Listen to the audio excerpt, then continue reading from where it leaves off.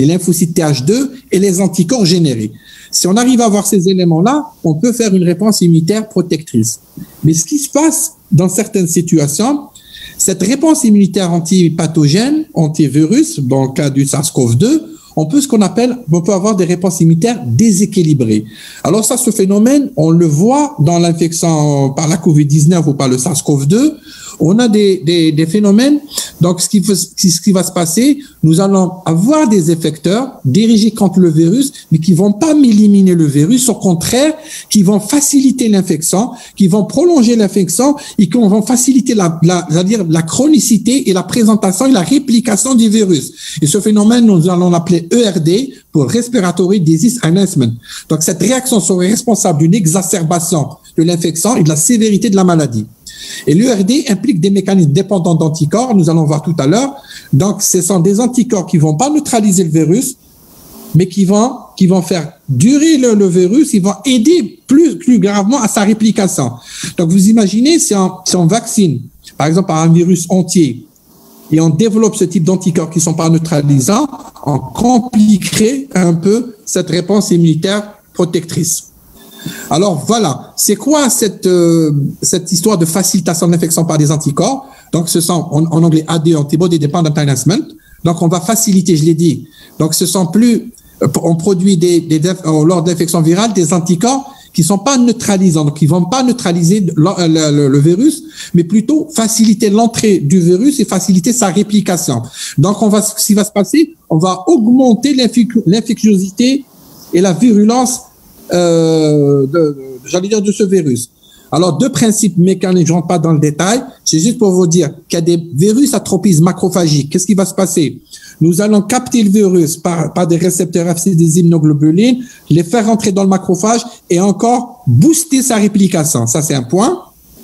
Et lors des virus respiratoires, ce que nous avons remarqué, quand on produit des anticorps qui ne sont pas neutralisants, qui fixent le virus, donc nous aurons des complexes humains qui vont se former. Ces complexes humains qui vont se former, antigènes viral ou virus et anticorps, ils vont au niveau des tissus des voies respiratoires, au niveau des alvéoles, ils vont activer le complexe, le complément, ils vont induire une réaction inflammatoire et produire cette tempête cytokinique que nous connaissons tous maintenant et produire ces fameuses cytokines pro-inflammatoires en tête de fil, l'interleukine 6, l'interleukine 1 et le TNF-alpha, et recruter toutes les cellules immunitaires, toutes ces cellules inflammatoires au niveau du tissu pulmonaire. Donc, c'est ça qui probablement entraînerait une obstruction des voies respiratoires et évoluerait vers une détresse respiratoire. Et d'ailleurs, on l'a vu ce phénomène dans l'infection SARS-CoV-1 ou SARS-CoV tout court ou MERS-CoV, et beaucoup d'éléments démontrent aussi maintenant l'existence de cet ADE au cours de l'infection par la COVID-19. Alors, maintenant, quels sont les facteurs qui influencent la réponse vaccinale? Il y a au moins 3 éléments. D'abord, quel est l'antigène vaccinal que nous allons utiliser? Donc, la cible. Qu'est-ce que nous allons cibler? Quel est le type de vaccin? Comment doit être le vaccin? Est-ce que c'est un micro-organisme entier? On verra les avantages et les inconvénients. Est-ce qu'il sera vivant, atténué ou tué? Est-ce qu'on utilise un vecteur pour véhiculer cet antigène viral ou des sous-unités vaccinales? Et bien sûr, la voie d'administration très importante, la voie orale, sous-cutanée, intradermique, intramusculaire, la voie nasale, tous ces éléments, c'est important parce que de ces éléments dépendra un peu la réponse immunitaire de l'hôte. Alors, je commencerai maintenant par vous dire, on rentre en plein dedans dans le SARS-CoV-2 ou dans la COVID-19. Quels sont les antigènes vaccinaux que nous allons utiliser? Quels sont les antigènes vaccinaux sélectionnés par les grandes firmes? Donc, quelle est la cible antigénique? Il faut connaître un peu le virus. Alors, le génome viral code pour 4 protéines de structure. On les connaît maintenant, SEMN. Donc, la glycoprotéine de surface ou la spécule spike, c'est la plus exposée à l'extérieur. C'est un homotrimère, c'est-à-dire ce sont 3 protéines identiques homotrimères. Donc, c'est grâce à ces protéines qui vont fixer le récepteur dans les cellules pulmonaires ou les cellules de l'hôte. Ce récepteur, cette protéine spike, va reconnaître les récepteurs sur les cellules humaines à CO2. C'est pas toute la protéine qui reconnaît, mais il y a un domaine particulier que nous appelons le RBD. C'est le récepteur binding domain. C'est ce RBD qui fixe la CO2. Donc, si on peut neutraliser cette interaction entre le RBD et la CO2, si les anticorps viennent se fixer là, c'est là où on va neutraliser le virus qui peut pas rentrer dans les cellules de l'homme. Donc, je vous parle de cette protéine spike. C'est le meilleur candidat comme cible antigénique lors de la vaccination. Il n'y a pas que ça. Il y a des glycoprotéines de l'enveloppe, il y a des glycoprotéines de la matrice, M, qu'on appelle M, et des glycoprotéines de la nucléocapside N, qu'on pourrait aussi utiliser comme cible antigénique. Alors, mais le meilleur candidat, je viens de le dire, la meilleure cible, c'est le gène qui coderait pour cette protéine S, qui sera la cible principale du vaccin anti-Covid. Donc, retenez spécule ou spike. Donc, les études basées sur les animaux, les essais cliniques, ont démontré que les vaccins codant pour la protéine S confèrent une réponse immunitaire humorale et cellulaire très significative. Et particulièrement le domaine RBD, qui est capable d'induire des anticorps neutralisant des réponses immunitaires humorales et cellulaires. Et d'ailleurs, des travaux, vous les avez, je ne détaille pas les travaux, mais juste pour vous dire que le titre des anticorps neutralisants est significativement corrélé quand on recherche les IgG. Donc, directement, on sait que les IgG qui apparaissent lors de l'infection par la COVID-19, ce sont des IgG qui se lient au domaine RBD. Les IgG anti-RBD ont été suggérés comme les principaux représentants du potentiel neutralisant lors de cette infection par le SARS-CoV-2. Donc ça, c'était la première cible, la cible privilégiée que tout le monde utilise. Évidemment, il y a d'autres cibles vaccinales. J'entre pas dans le détail. On peut utiliser la protéine N et M, tout ça. Il y a eu des essais. Ça a donné des résultats, mais ils ne sont pas aussi concluants quand on utilise la protéine S. Je voudrais juste vous parler à droite. Vous avez sur ce tableau des protéines très, très dangereuses. Alors, si on développe des anticorps contre des protéines virales telles que la protéine NSP13, NSP15, ORF6, ORF9, FB, ces interactions avec l'autre sont associées à des réponses immunitaires déséquilibrées. Je viens d'en parler.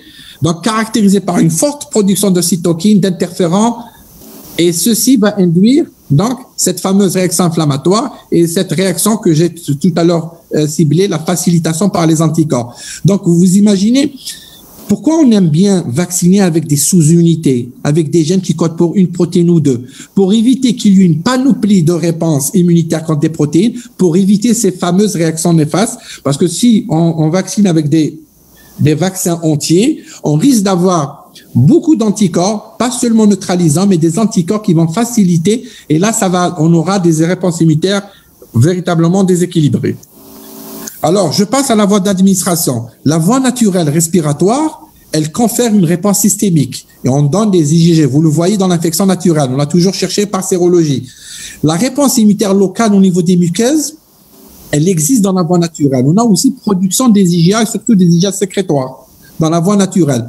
Donc, ce processus induirait une réponse immunitaire vraiment au niveau des muqueuses. Mais quand on fait un vaccin, à moins qu'on utilise la voie peut-être nasale qui va peut-être mimer un peu l'infection naturelle, mais la plupart des vaccins utilisent la voie intramusculaire et intradermique. Alors, pour ce qui est de la voie intramusculaire intradermique, ce qu'il faudrait savoir, qu'elle donne une forte réponse immunitaire systémique, c'est-à-dire on produit des IgG, mais il y a absence de production d'IgA quand on vaccine. Donc, on n'a pas cette réponse au niveau des muqueuses quand on utilise la voie intramusculaire intradermique. Quand on utilise par contre la voie nasale, on a une réponse humorale efficace et stérilisante au niveau des muqueuses, mais la réponse systémique reste très faible. C'est pour ça qu'il y a un équilibre. On préfère plutôt faire de l'intramusculaire, de l'intradermique, que vous allez voir qu'on utilise peu de vaccins par voie intranasale. Donc, je résume la voie d'administration. Actuellement, ce qu'il faudrait savoir, la majorité, 83% des vaccins développés, donc des vaccins candidats anti-SARS-CoV en phase clinique, sont administrés en injection intramusculaire. Alors, je donne les chiffres. Intramusculaire, c'est vraiment les trois quarts. En intradermique sous-cutané, en sous-cutané 4%, et intradermique 4%. Donc, vous voyez, peu d'intranasal ou vraiment quelques candidats. Mais la plupart, c'est l'intramusculaire. Parmi les 200 vaccins candidats, très peu ont conçu pour induire une réponse au niveau des muqueuses. Vous voyez, donc, pratiquement, on n'utilise pas sa voie intranasale. Cependant, l'immunité, ça c'est important de le savoir. Cependant, l'immunité au niveau des muqueuses ne semble pas requise. C'est pour ça qu'on utilise la voie intramusculaire, parce que quand on utilise la voie systémique, ça nous protège contre les formes sévères et même symptomatiques de la maladie. Donc, le problème ne se pose pas. Alors, les adjuvants, je ne vais pas trop détailler, c'est juste pour vous dire que quel est le rôle de l'adjuvant, c'est pour induire une réponse immunitaire persistante et prolongée, donc prolongée dans le temps. Donc, pour mieux cibler ces effecteurs, pour mieux simuler le système immunitaire. Donc, on a recours aux antigènes. Donc, on a plusieurs types d'antigènes, d'adjuvants. L'aluminium, le CpG, les toll-like récepteurs qui sont des récepteurs de glutéinés, les liposomes. On peut utiliser l'inconvénient d'utiliser de ce type d'adjuvants. On a peur des risques d'induction de ces fameuses réactions néfastes ERD. Parce que plus on utilise d'adjuvants, plus on va booster le système immunitaire qui va répondre à une panoplie de protéines. Surtout, je le répète, si on utilise un virus entier. On a des stratégies encore plus sophistiquées. On peut augmenter la présentation de l'antigène par les CPA. Donc, on a recours, par exemple, à des liaisons d'antigènes vaccins acide nucléique avec la chaîne, la chaîne légère des molécules CMH, la bêta-2 microglobuline, pour augmenter, donc booster cette présentation. On peut avoir aussi recours à des phénomènes de perméabilisation des cellules. Donc, il y a des phénomènes qu'on appelle de l'électroporation, ce qui pourrait, donc ce sont des petites stimulations électriques qui rendraient les cellules perméables pour pouvoir faciliter l'entrée des vaccins, surtout les vaccins acides nucléiques. Donc ça, ce sont des petits artifices qui augmenteraient la réponse immunitaire.